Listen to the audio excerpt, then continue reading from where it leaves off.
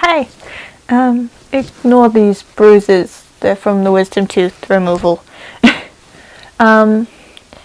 So I'm recording this at like midnight because I went to see the Phantom of the Opera today. Live. Which is amazing. It's like been a dream of mine to go and see Phantom live, and I finally got to do it, and it's just... So, I thought I would take the opportunity to sit here, talk about Phantom of the Opera, and yeah, I'll just talk about it until I can't think of anything else to say, or until I get tired. Whichever comes first, because it is midnight. So, let's get started. One of my earliest memories of a musical that I watched when I was a kid was sitting at home, and my mum was watching a movie on TV. One of those 12 o'clock movies you get on TV. I distinctly remember seeing Christine's All I Ask of You cape, the red one, from the movie version of Phantom. And since then I've been in love with the Phantom of the Opera and all things musical. So far as to have found a ring that, not from Prouds, to have found a ring that looks almost exactly like the ring that the Phantom gives Christine in the movie. And to tie a black ribbon around a fake red rose, because Phantom. But today we went to see the Phantom of the Opera at the Arts Centre. I've always wanted to go and see Phantom live. That was a big thing I wanted to do. And I'd always planned I wanted to go see the 50th anniversary production. Well, instead I went and saw a production in Phantom's 36th year.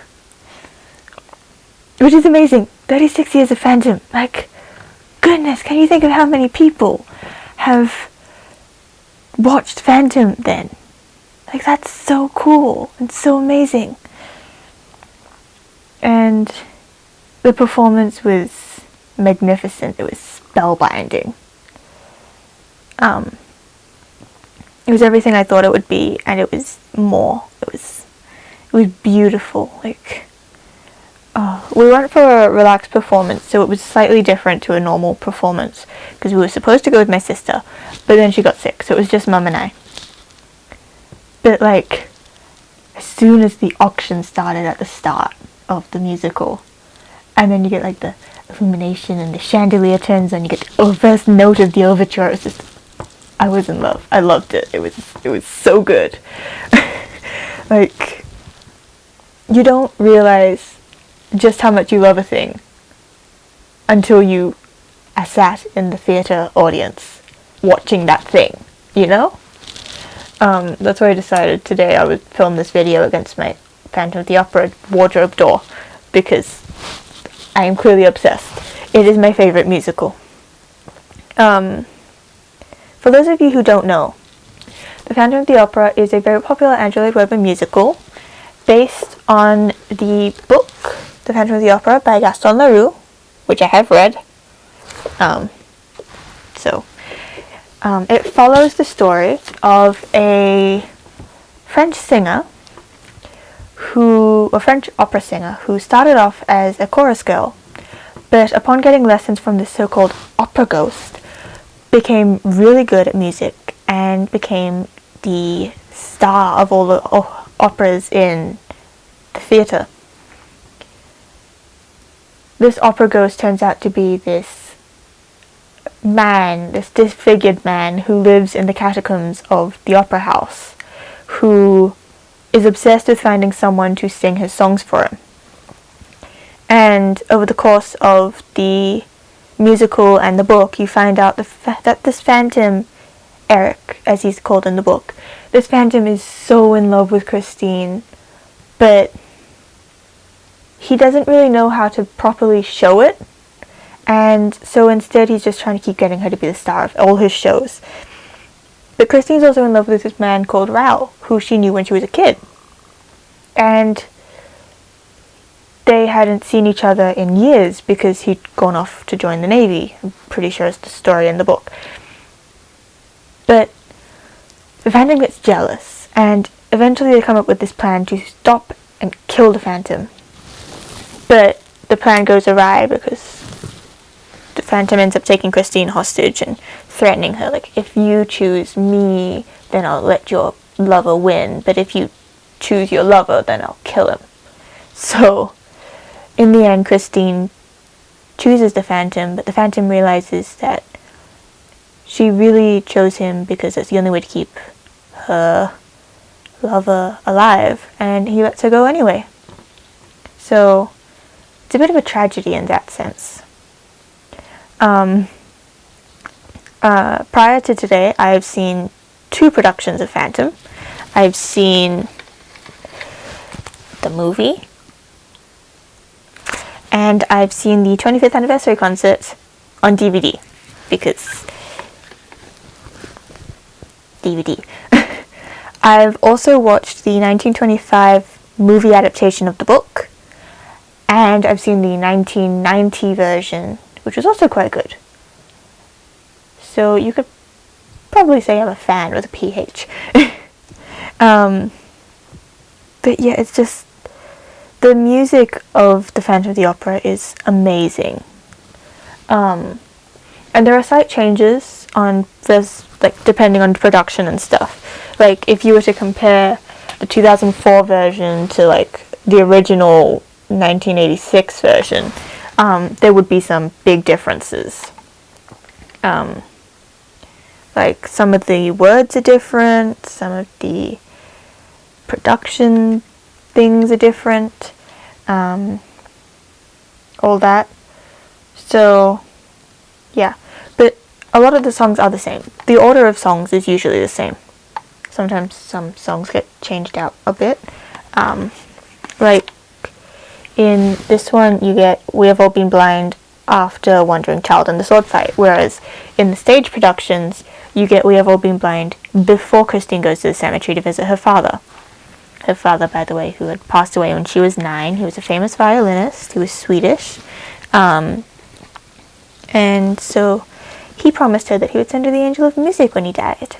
And then suddenly this Phantom starts teaching her music, and she thinks, oh, this must be the angel of music. So of course she trusts him.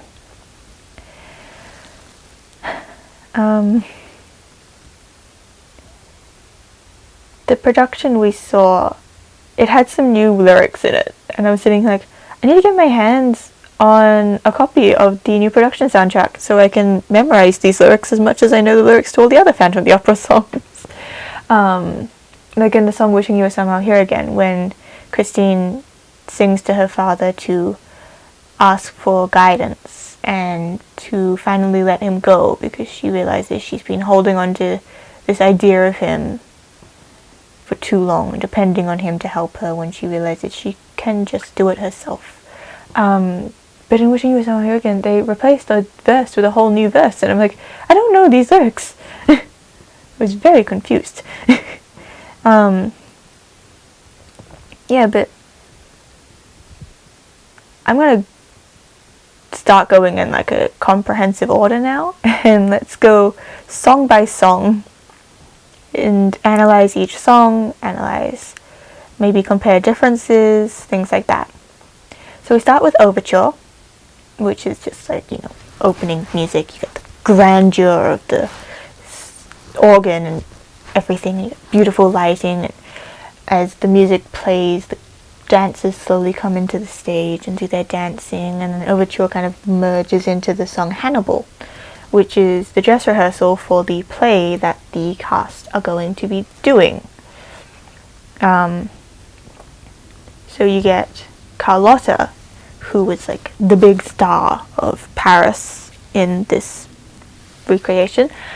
She's playing part of Hannibal's lover, I believe, and she's singing to this decapitated head that she's holding and things.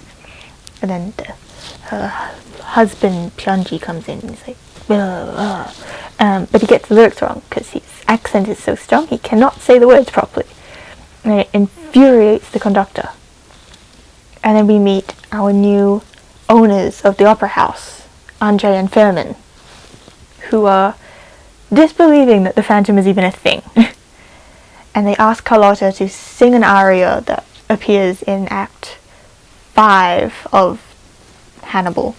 So she does. And as she's singing, a sandbag falls, stopping her, and she gets annoyed. Like, why does this always happen? Why must this always happen? And Andre and Furman are like, these things happen, it's okay. And she goes, these things have been happening for the past 3 years. So she's annoyed, and in her annoyance she decides she quits. No more music for you. And they're like, oh great, what are we going to do? We've got a fully booked house. What are we going to do? So then they ask if Carlotta had an understudy. Carlotta does not have understudies. So then they wonder, oh dear, what's going to happen now? And Christine's friend Meg calls out, Christine Dyer can sing. But Christine Dyer is just a chorus girl. And Madame Giry, who is Meg's mother and also the instructor of the ballet section, turns around and says, yes, but Christine's been having lessons. So then Christine starts and sings the same aria, and she does so well that when the music crescendos, you get people from backstage come forward and change her costume from chorus girl to lead singer, and it's such a seamless change that you barely notice it. You'll miss it in a blink of an eye. They just come past with the big skirt and wrap it around her as they take the other skirt off and swap it. Voila. And it's so good. It just opens up and shows you the magic that the Phantom of the Opera can show. And then after Think of Me, you get Angel of Music, which is a song where Christine kind of hints to Meg about who's been teaching her how to sing like this and things. And so then they start singing about, oh, if this Angel of Music is a real thing, maybe he can teach us all and hide no longer and things like that. Followed by Little Lottie, the mirror. So Christine is now in her dressing room. She's getting herself dressed and things. And this man comes in. He starts quoting things to her that she remembers from years ago. Christine and Raoul met when Raoul ran into the sea to fetch her scarf when she was a little girl. And she remembers that. And he starts talking to her about it. And they realize, we know each other. And you still remember me and things. And then he starts singing to her, and they sing to each other, and then he tells her, we're going to go to supper now. And she goes, but the Angel of Music is strict. I can't go to supper now. But Raoul won't hear it. And so he goes out, and she goes to get changed, and then suddenly this music just crescendos with you. For the first time you hear the Phantom actually sing instead of just congratulating Christine. The Phantom that we got in this production, his voice was amazing. It was so deep and rich and powerful. And he starts singing about how Raoul is terrible and rude. And then starts singing to Christine, and Christine's like, hide no longer, let me see your face. He goes, okay, look in the mirror. I'm inside the mirror. She turns around and she steps back so her reflection stops being on the mirror, and then the mirror clears up and you see the Phantom there, and it's the first time you actually see the Phantom in the entire production, and it's just amazing. So she follows him into the mirror, and that's where you get your title song, The Phantom of the Opera. And they're going through the catacombs to get to his lair because he lives under the opera house. In this production, the catacomb trip is so good.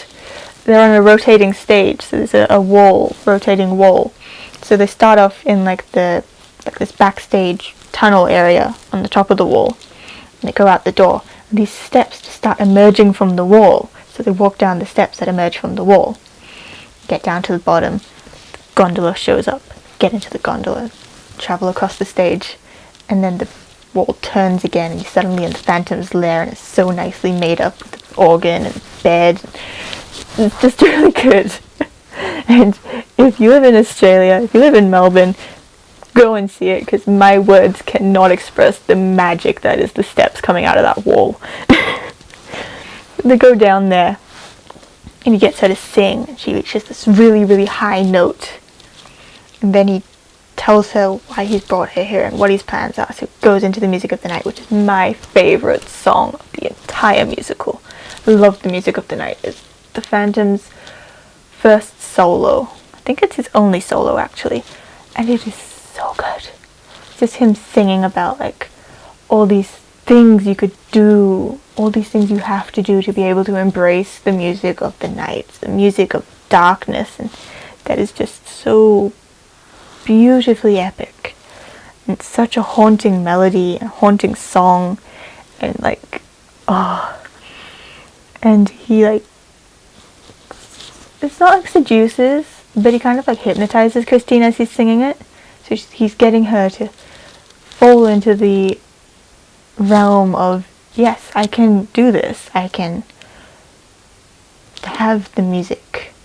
I can do it and things. And as she falls asleep, he tells her, you alone can make my song take flight. Help me make the music of the night. So then we fast forward to the morning when she wakes up. She sees that he's sitting, and she remembers there was a man. She doesn't remember much about the night before, but she remembers there's a man. And she's curious about what was under his mask. So she goes up behind him, she pulls off his mask, and he gets really angry at her. Throws her and things, but as he sings, he goes from anger into pity for himself. Why is it always my face that terrifies the people? Why do they hate how I look so much? Because he was born deformed, and all he's ever known is hate, and he would just like to feel something that isn't hate for once. And then Christine gives him back his mask, and then we get Notes, Prima Donna, which is always a great one to sing on your own, because it's like an 8-part song, and you sing all 8 parts on your own. But we're flashing into Andre and Furman's office instead of sticking with Phantom and Christine, where the Phantom has sent Andre, Furman, Carlotta, Raoul, and Madame Giry letters, notes, hence why the song is called Notes, which all discuss different things. His payment, the show, Carlotta's acting skills, Raoul's relationship with Christine, all that. And then, for Madame Giry, is discussing his next play, Il Muto, and who should be cast where, which upsets Carlotta because he's decided to cast Carlotta in the silent role. Carlotta is a terrible singer, but you do not tell Carlotta that. She will get very upset. And then, to appease Carlotta, they tell her, no, everyone still loves you, and they get into Prima Donna, which is a whole song discussing the first lady, the lady of the stage, and how Carlotta can be that lady of the stage. So they sing that as they cast her in the role that the Phantom does not want her cast in, because why would they listen to the Phantom? They don't care about what the Phantom thinks at all. Get Prima Donna, and you go into Il Muto, which is a comedy. It's a very good comedy. I wish it was a real play, because it has a lot of potential, where Christine plays Carlotta, who plays the Countess. Christine is the Countess's servant, maid thing, but is actually a page boy disguised as a maid, and is the Countess's lover. I know, it's amazing. But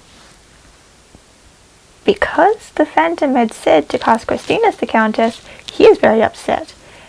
He calls out, he says, did I not instruct that box 5 was to be left empty? Because he did. Box 5 is his box. Christine speaks, says, it's the Phantom. Carlotta turns to her and says, your part is silent, little toad. And the Phantom goes,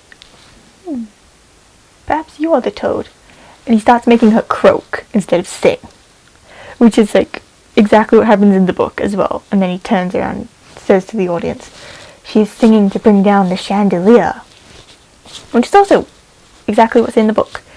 So I'm very happy with that part.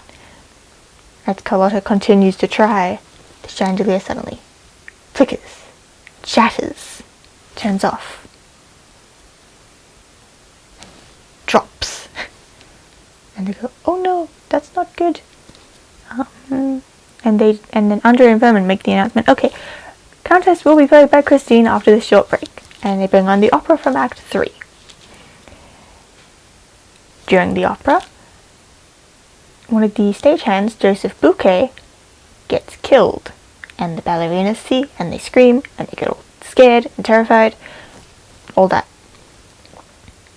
So as there's panic and pandemonium going on in the theatre itself, Christine is up on the roof with Raoul, panicking because she realizes the Phantom is not going to stop unless we do what he wants, exactly what he wants. And she's terrified, and she's scared, and Raoul's not listening to her. He says, but you said it was just a dream. He's nothing but a man. He won't hurt you. And she goes, but he will. He's in my head. He's got me every sense of the word. It's terrible. It's horrible. In this production, which I've never seen happen in other productions, Christine goes right up to the edge of the stage, which at this point is like a roof. So she goes up to the edge of the roof. And I'm terrified because, is she going to throw herself off the roof? And Raoul calls her back, and she comes to herself and collapses, and it's like, ah. And then we got All I Ask of You, which is my sister's favorite song. My sister loves this song, All I Ask of You, which is Raoul telling her that he will protect her, guide her, look after her, all that. And all he asks is for her to let him do that. And she agrees. She says, okay. And so you get that. They go downstairs. The Phantom comes out from hiding. He was hiding behind a statue under it. He heard everything. And this song is called All I Ask of You reprise. So he basically reprises it. He is upset. He's like, I taught you how to sing. I gave you my music skills. And you betray me. And he's all upset. And then he hears Christine and Raoul singing in the, downstairs. He covers his ears. It's such a pitiful look. He's already broken down. He's crying. And then he hears them singing. And he just covers his ears, but he can still hear them. And he gets angry because you will curse the day you did not do all that the Phantom asks of you. Done. That is the end of Act 1. Act 2 begins with Masquerade, which is an amazing, amazing track. It's grand and happy and it celebrates the new year. They haven't seen the Phantom in 12 months, although in some productions it's 6 months, so I'm going with 6 months. 6 months is the story I know. They haven't seen him in 6 months. They got a new chandelier. They haven't seen the Phantom. They're so happy. They're doing the Masquerade Ball to celebrate. Christine and Raoul are engaged secretly, and then the Phantom crashes the party and presents a new musical, Don Juan. And so you get that. And then he tells Christine, you're still mine. Disappears. Raoul follows. Raoul can't find him. Raoul goes to Madame Giry, who seems to know everything about the Phantom. Asks her story. And she tells him about the Phantom's past, which I'm not going to tell you. You can look that up yourself, or you can go and watch a production. Then we get... I need to consult the other album, because it's not the right order. So then we get Notes Twisted Every Way, so Notes 2 Twisted Every Way, where there's more notes, discussing all the different things the Phantom wants to happen about the cast. Carlotta must learn to act, Bianchi must lose some weight, Christine must return to me if she wants to be able to sing better.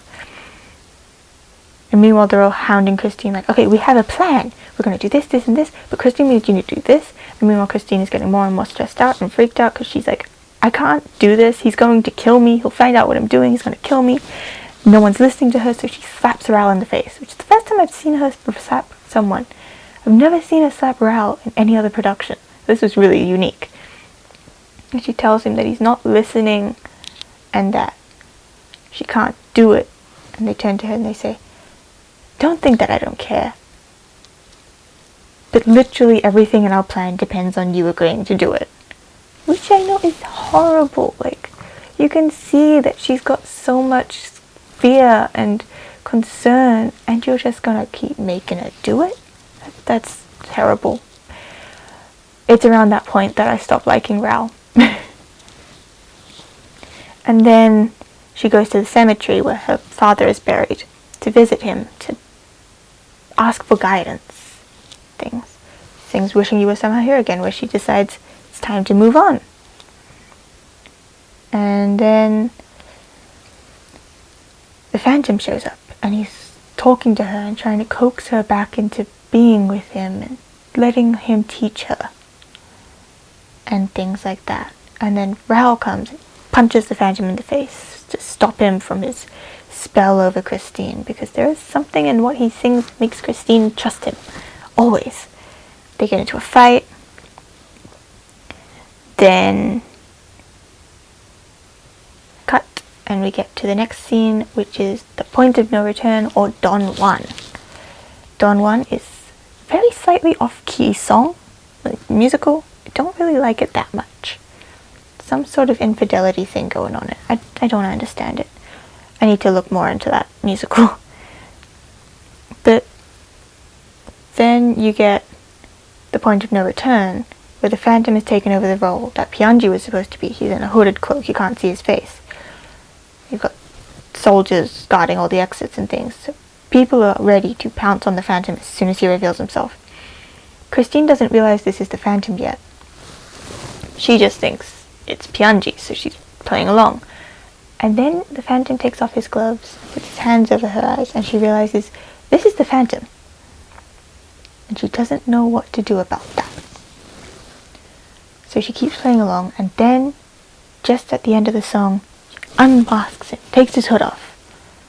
He stands there, and he has a little soliloquy, where he basically repeats Ral's lines from All I Ask of You to her, pleading with her to let him help her, to let him be with her, so that she can be with him, and he gives her a ring. I've never seen what the ring looks like in a stage production, but he gives her a ring, and then she tears off his mask and reveals his face to everybody, and he gets upset, drags her off to the catacombs. Meanwhile, someone backstage has noticed Piangi has been hung, and the chandelier is crashing again. Everything is in pandemonium. They're hunting down the Phantom. The Phantom is dragging Christine down to the lair. Chaos. And then we get to the Down Once More, Track Down This Murderer, which is also a really good song, where he is so full of anger. It's like, I remember Strangers and Jumped It when she unmasked him the first time, but this time he's just angry and he's betrayed and he can't understand why she's doing this and all that. He asks her why, and Val goes with Madame Giry, and she takes him to the top of the stairs under the catacombs and tells him, this is as far as I'm going to go, but remember to keep your hand at the level of your eyes, because the Phantom kills with the lasso, so hand at the level of your eyes, you can catch the lasso and throw it out. Lets him go down. He goes down. Turn back to the lair where the Phantom is. Christine is now in a wedding dress, and she's angry at the Phantom. You killed enough people, are you now going to just marry me, rape me, what are you going to do? And he turns to her, and he tells her, I'm not good enough for blood. My face is too horrible to love.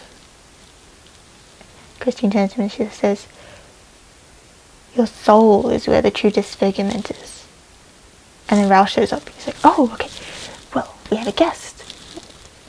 Traps Ral and hangs him and gives Christine an ultimatum. If you choose to marry the Phantom, then I will let Ral go. But if you choose not to marry the Phantom, then Ral will die. Either way, she chooses she can't win, which is a line that Ral tells her. And so she decides, okay. And she shows him that he is worthy of being loved by kissing him. Sorry, ran out of memory space. So Christine shows the Phantom that he's worthy of being loved by kissing him. And this is like the Phantom's redeeming moment where he realizes he's spent all his life hating people because they've been scared of him. But here's someone who cares about him enough to show him that he's worthy of being loved. And it's like, he's never had that before. And he realizes that maybe he could do the same and show people love instead. He starts out this trying to be good by letting Christine and Raoul go. And while it breaks his heart to let the woman that he loves go, he knows that it's for the best. So he lets them go. And he sits there collecting his thoughts. And Christine returns to return the ring that he'd given her. And she hears him sing that he loves her. So she just leaves his ring by his organ, goes off with Raoul, sings All I Ask of You again, which makes the Phantom even more upset. He just sits there covering his ears. Then his little music box opens, starts playing the tune for Masquerade, but in that, music box melody that you hear things played in. He goes over and he starts singing Masquerade to it. Places his hand over it as it closes up. And he doesn't know what to do.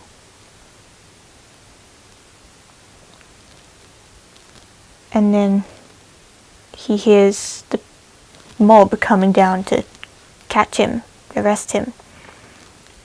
And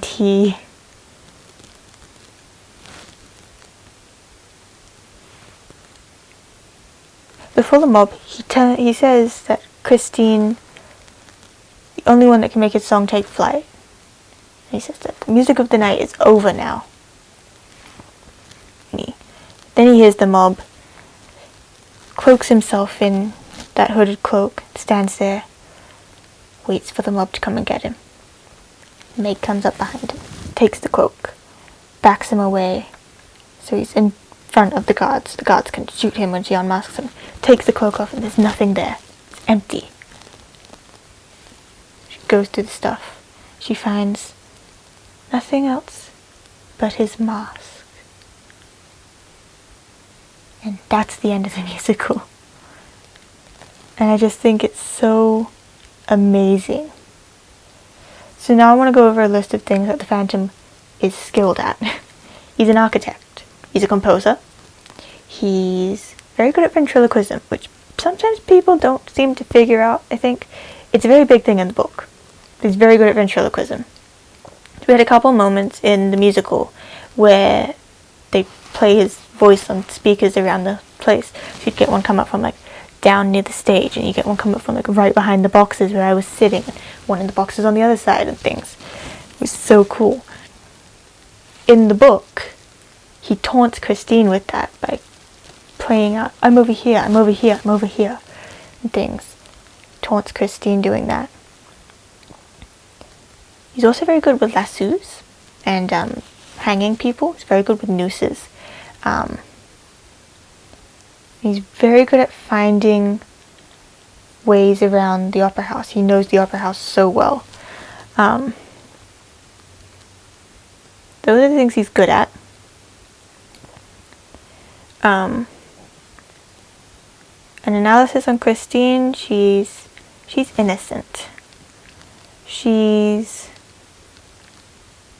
dependent on people to look after her. She's dependent on the Phantom to start with, because he's teaching her music and she thinks he's the angel that her father sent her. Then later on she's dependent on Raoul because he promises to protect her. So she's quite innocent in that circumstance. Then you get Raoul, who is skilled at swimming. He's not very skilled in the logic department. He's very stubborn as well. And then you get the whole end part with the Phantom's ultimatum. His ultimatum in the book is very different to the ultimatum in the musical. And I see why those changes happened. In the book, as Raoul is going to find Christine, he stumbles across a bunch of barrels that are filled with gunpowder.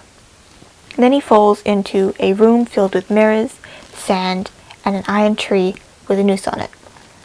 This is one of the Phantom's famous torture chambers. We will get back to that.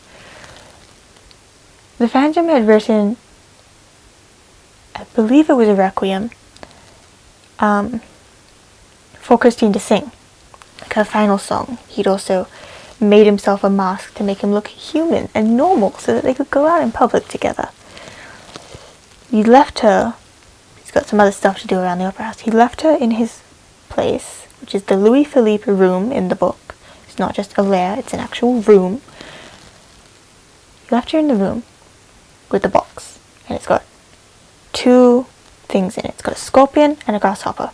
And he tells her if she turns the scorpion, she's agreeing to do the song, she's agreeing to stay with him forever.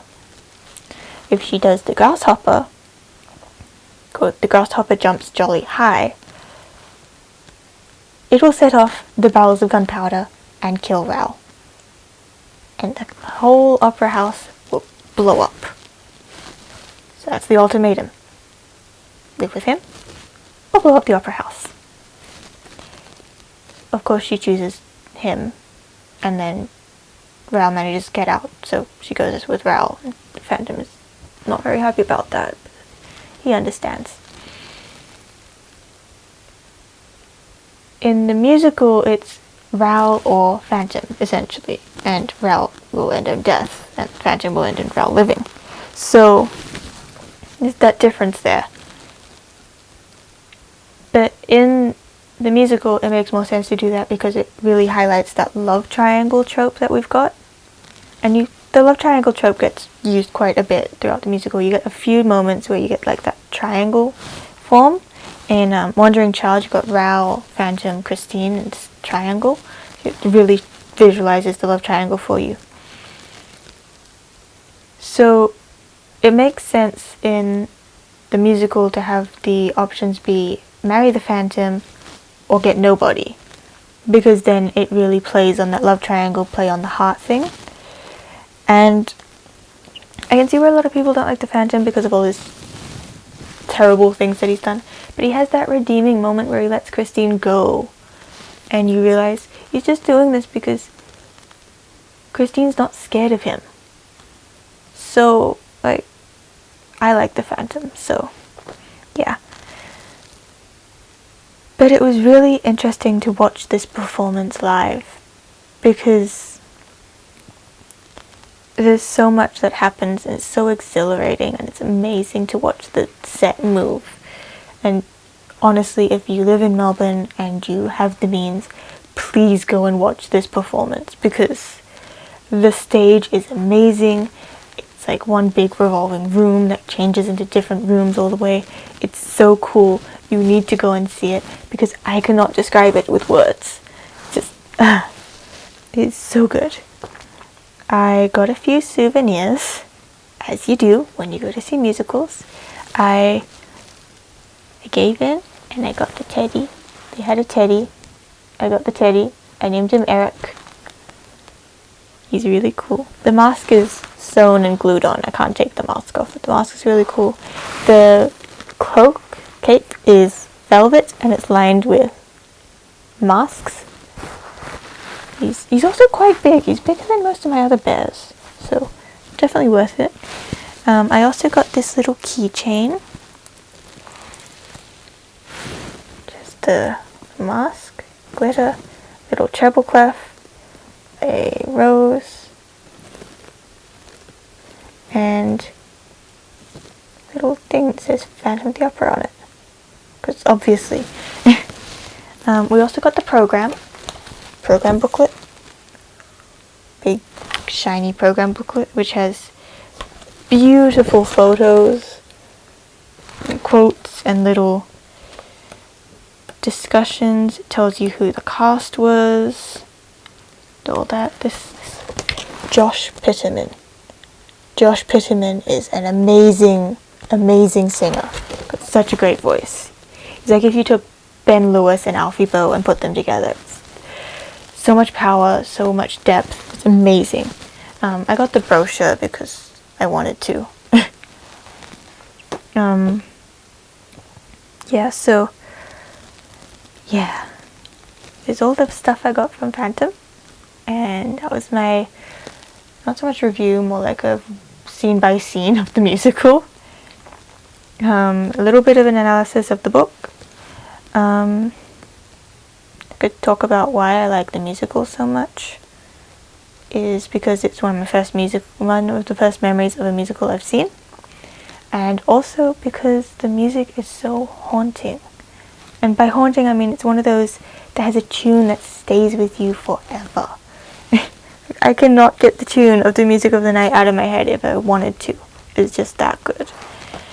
It's just, it's such a great musical, and then it's got the sequel of Love Never Dies, which I know a lot of people hate, but I adore it.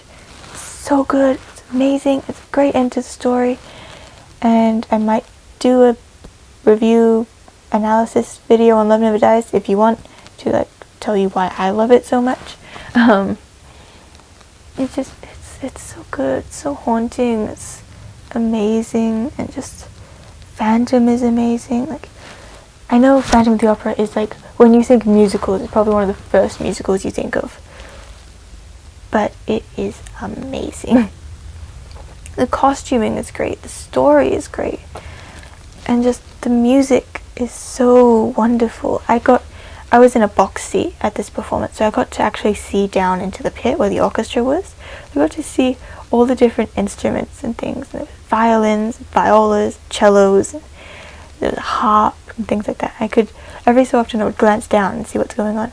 I saw there was like one solo violinist who did some solos. I got to see how the violinists all played. So it was so nice to just be able to sit there quietly in my head, analyze how the musicians played, how the actors worked. Amazing. I loved it so much. I wish my sister wasn't sick today so that she could go and see it, because she wanted to see it. She loves going to see musicals with me. She really wanted to see it, but she was so not well, so I really didn't want her to go, because then she would be missing most of it because she'd be running out to do things.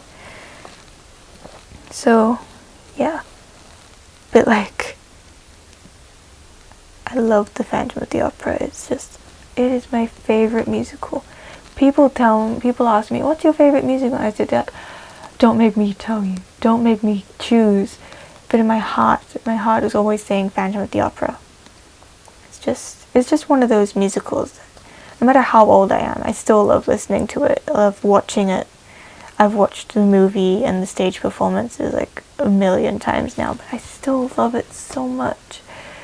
What is not to love about Phantom would be a big question. And I cannot tell you, because I am just so in love with the Phantom of the Opera that, in my mind, there is nothing not to love about Phantom. So, yeah. It's just so good. And I got to see it live, which has always been a dream of mine, so it was even better. So I finally got to see how it all works on stage, and compare it to the other stage productions I've seen, which was all on DVD, so yeah. But like, it was amazing, and I loved it, and I loved the stage effects, and all the costumes, and the story. I could never get tired of watching Phantom. Seriously, could never get tired of watching it. It's just that sort of musical that just lives with you forever. I'm sure you have your favorite musical as well. You tell me in the comments what your favorite musical is, and if you agree with what I was saying about Phantom. So, I just really love it. I can't stop saying how much I love it. I wish I could smile wider, but my cheeks hurt from the wisdom tooth surgery, so I can't smile any wider than this to show you just how much I love this musical. It's so good.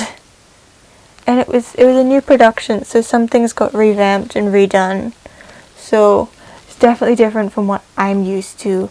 I was sitting there hearing the words in my head before they got sung, and then like they change the word I'm singing, like, that's not the lyric. But then I realized, no, this is a new production, so obviously it would be a different lyric.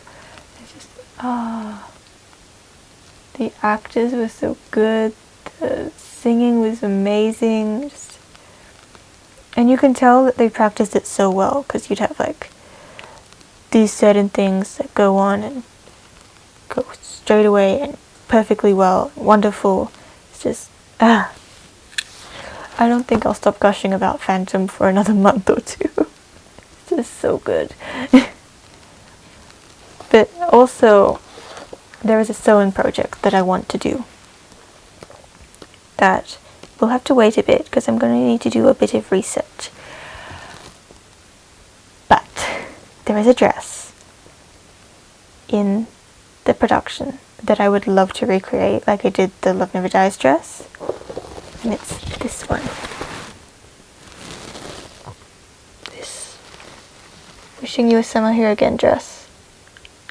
This blue, beautiful dress. So when it came up on stage, I was like, I'm going to take this opportunity to study the dress as best I can.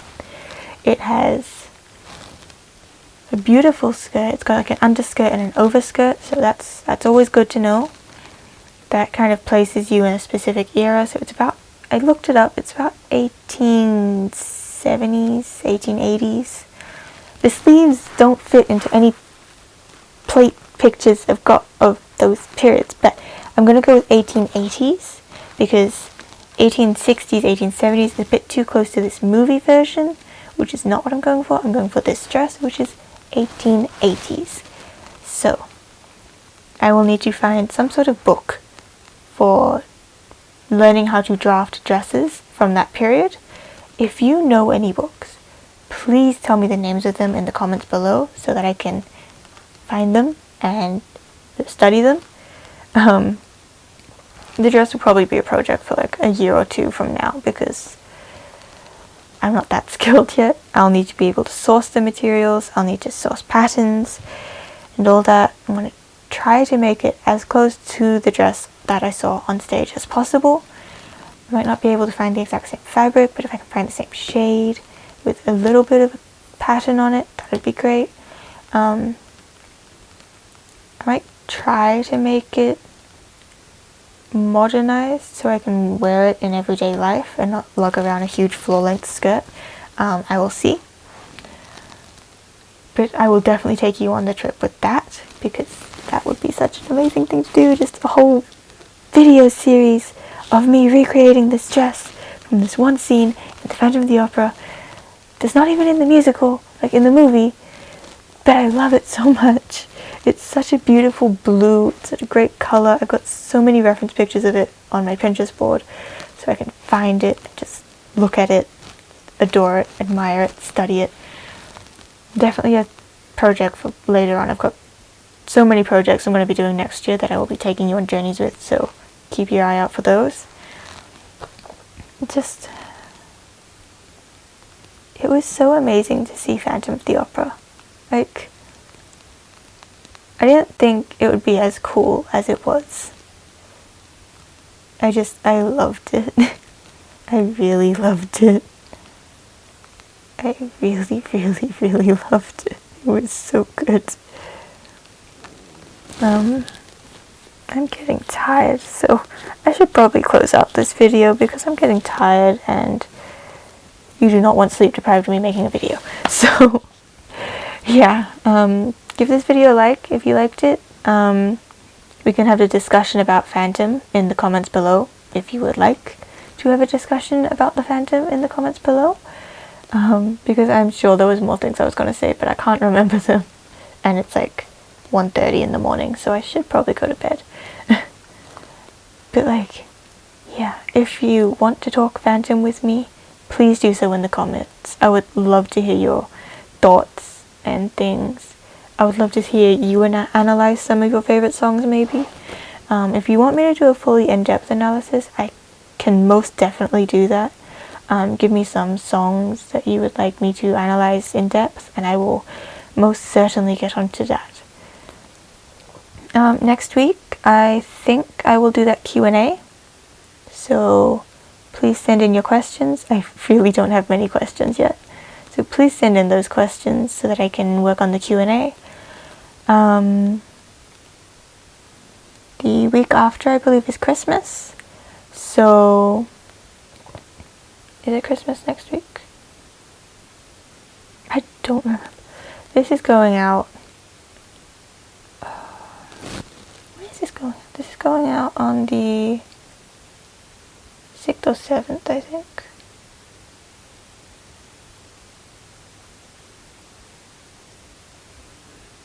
5th. It was going out on the 5th.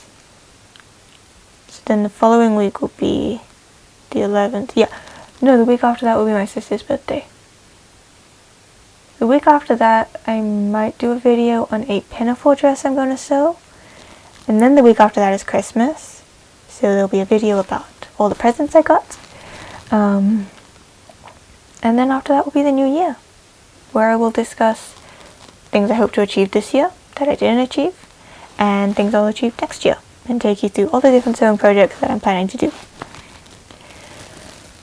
If you would like to hear from me between uploads, you can follow me on all my social medias. They are linked down below. I have not been very active because I have been recovering from wisdom tooth removal, and you don't realize how tired that makes you until you're on a lot of painkillers. You spend half the day sleeping. Yeah. You can always watch the video I made of the Love Never Dies dress up here, or in the end card, which I wore to the Phantom of the Opera. I wore my Love Never Dies dress to the Phantom of the Opera because I am that extra.